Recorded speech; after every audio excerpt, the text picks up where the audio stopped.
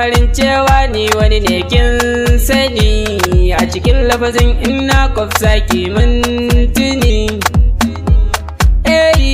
Tafiya da gwani kwai daɗi, ban giska bugan sauti na, ta firgita lissafi na, zauna ki ji labari na, nisan ki nake har raina.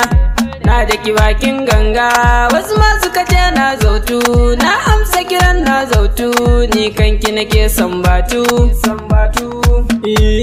Aiko daga jin sunanki na san ba mai kushe ki, me tarbiya ga kirki, kyawawan halayenki ke sa'in karasanki, me kyau da kyauta. Khadija gimbiya auta ga mata, kina a raina farin ciki na.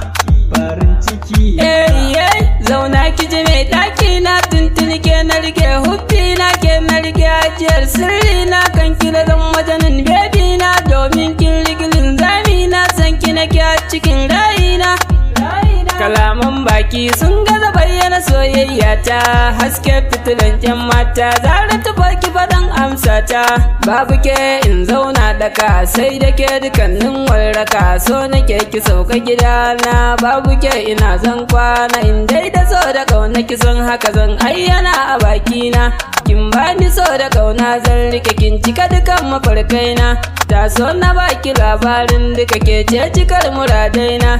Wallahi do yake ta kwarara, ke zaki bani gurin kwana, ba na fara soyayya haka nan kin tsaya tunanina. Abban Humairah kiran me san kijin aran nan, kin ji shakira shakallo, santa ya hana ni hakilo, kin sifanta ya kura kallo, komai na yau fada ban kai ba, sai dai ki so ni dan alfarma. Komai na yau fada ban kai ba, sai dai ki so ni dan alfarma. Zan ba da komai da na mallaka, a bani ke zan iya komai ina har zaka, saboda ke kin mini komai sai san barka.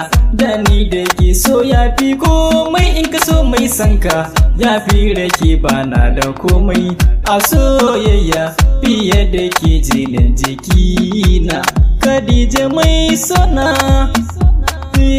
DJ bangi sa sauti tun mun fara, dan T-boy ne tare da Abban Humairah, wasa farin girki yau da mun fara, duk mai haƙuri shi ke cin mashahara.